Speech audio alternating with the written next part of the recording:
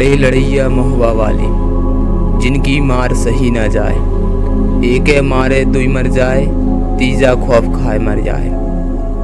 भारत के इतिहास में कई ऐसे राजा महाराजाओं ने जन्म लिया है जिनकी वीरता की गाथाएं आज भी सुनाई जाती हैं। इतिहास में दो ऐसे वीर और पराक्रमी योद्धाओं ने भी जन्म लिया है जिनकी वीरता की चर्चा चारों तरफ गूंजती है।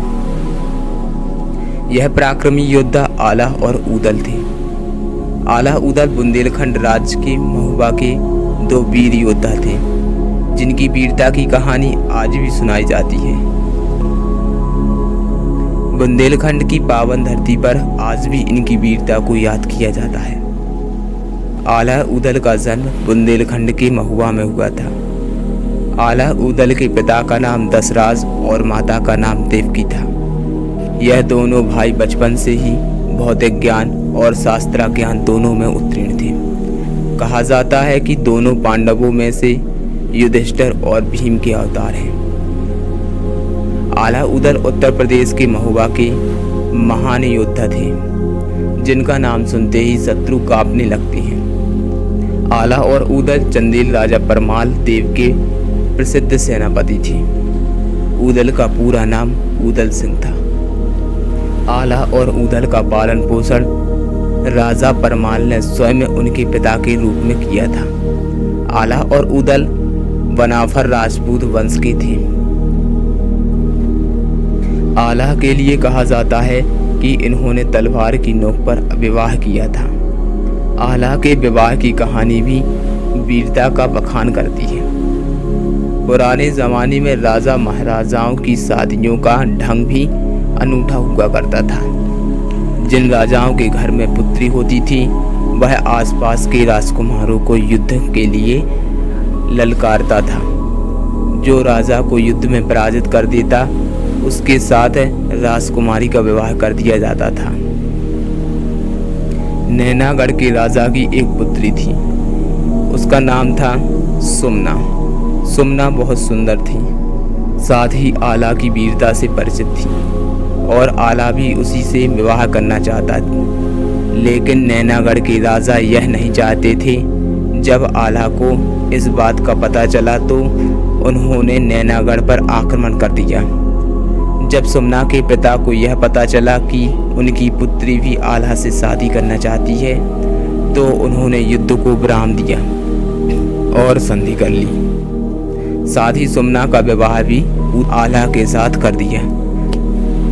राजा परमाल की पत्नी का भाई माहिल आला से जलता था। साथ ही वह चाहता था कि राजा इनको सेनापति के पद से हटाते, लेकिन यह असंभव था। इसकी मुख्य वजह परमाल का आला से प्रेम के साथ साथ इनकी वफादारी और वीरता थी। माहिल ने एक चाल चली। माहिल जानता था कि आला को उसके घोड़े से बहुत प्रेम है। उसने राजा परमाल को बताया कि आला वफादार नहीं है, वह राज्य को हड़पना चाहता है। अगर आपको यकीन ना हो तो इसका घोड़ा मांग कर देखो। पहले तो राजा परमाल को विश्वास नहीं हुआ, लेकिन उन्होंने आला को बुलाया और कहा कि उसका प्रिय घोड़ा उनको सुपुर्द कर दे। तब आला ने कहा कि घोड़ा और शस्त्र किसी को नहीं देने चाहिए। इतना सुनकर राजा को विश्वास हो गया कि यह वास्तव में सही नहीं है। उन्होंने आला को राज्य छोड़ने का आदेश दिया, जिसे आला ने बड़ी ही विनम्रता के साथ मान लिया और महुआ छोड़ कन्नौज चले गए। राज्य को छोड़ने के बाद आला ने एक अखाड़ा बनाया। यहाँ पर उन्होंने अपना अभ्यास प्रारंभ कर दिया। आला के जाने के बाद राज्य की सेना कमजोर पड़ गई। आला उदल दोनों का अंतिम युद्ध दिल्ली में शासन कर रहे पृथ्वीराज चौहान के साथ हुआ था। इस युद्ध के लिए आला उदल को कन्नौज से बुलाया गया। 11वीं सदी में बुंदेलखंड विजय का सपना लेकर पृथ्वीराज चौहान ने चंदेल शासन पर हमला कर दिया था। उस वक्त चंदेलों की राजधानी महुआ हुआ करती थी। बैरागढ़ में हुई भीषण लड़ाई में आला के भाई उदल को वीरगति प्राप्त हुई। इसके बाद आला भाई की मौत की खबर सुनकर आपा खो बैठा और पृथ्वीराज चौहान की सेना पर कहर बनकर टूटा। करीब 1 घंटे के भीषण युद्ध के बाद पृथ्वीराज चौहान और आला रण में एक दूसरे के आमने सामने आ गए। आला ने इस भीषण लड़ाई में पृथ्वीराज चौहान को हरा दिया। हालांकि कहा जाता है कि आला ने अपने गुरु गोरखनाथ के आदेश पर पृथ्वीराज चौहान को जीवन दान दिया था। इसके बाद आला ने संन्यास ले लिया और मां शारदा की भक्ति में लीन हो गए। बताया जाता है कि माता शारदा ने आला को उनकी भक्ति से प्रसन्न होकर अमृत का वरदान दिया था। मान्यता है कि आज भी आला प्रतिदिन सबसे पहले माता शारदा के मंदिर में पूजा करते हैं।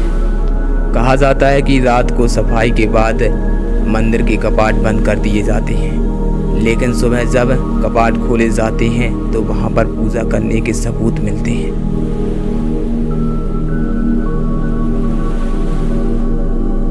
यदि आप सभी को हमारे द्वारा दी गई जानकारी अच्छी लगी हो तो वीडियो को लाइक और चैनल को सब्सक्राइब जरूर कर लें और साथ ही बेल आइकन को भी दबा दें, जिससे आप सभी को लेटेस्ट वीडियो की नोटिफिकेशन मिलते रहेंगे। तो चलिए मिलते हैं अपनी अगली वीडियो में। धन्यवाद।